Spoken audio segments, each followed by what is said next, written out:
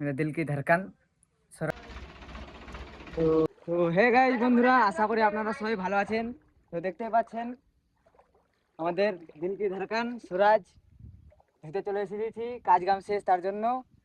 তো এখন একে ধুয়ে দেওয়া উঠায় রাখতে হবে। তো আজকে দেখাবো আমার সুরাজ গাড়িটাকে তোমাদেরকে। তো সবাই ব্লগটাতে সাথে থাকবে, আজকের ব্লগটা অনেক ইন্টারেস্টিং হবে।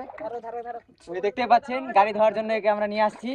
তো কিছু বলো সারোয়ার, তুমি গাড়িটা একদম ভালো করে ধুয়ে দিবে বলেছে, 100 টাকা দিব একে। তো দেখো ধুতে চালু করে দিয়েছে। তো ব্লগটাতে সাথে থাকবো, অনেক ইন্টারেস্টিং হবে। তো দেখতেই পাচ্ছ ধোয়াধুয়ি চালু হয়ে গেছে একদম ফুল।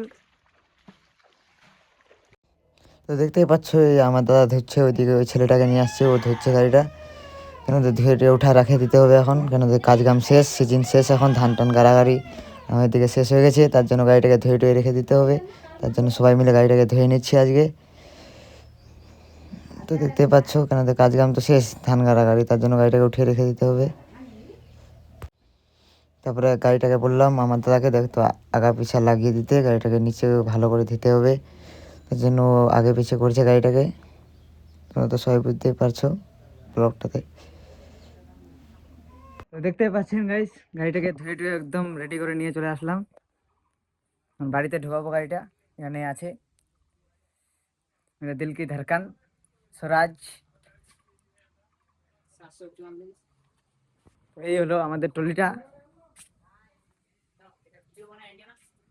এই গাড়ি দেখতে পাচ্ছেন, এটা আমার দাদা গাড়িটা এখন বাড়িতে ঢুকাচ্ছে। তো ভিডিওটা ভালো লাগলে সবাই লাইক কমেন্ট করবে। দেখতে পাচ্ছেন আমাদের গাড়িটা এখন বাড়িতে ঢুকিয়ে দিলাম।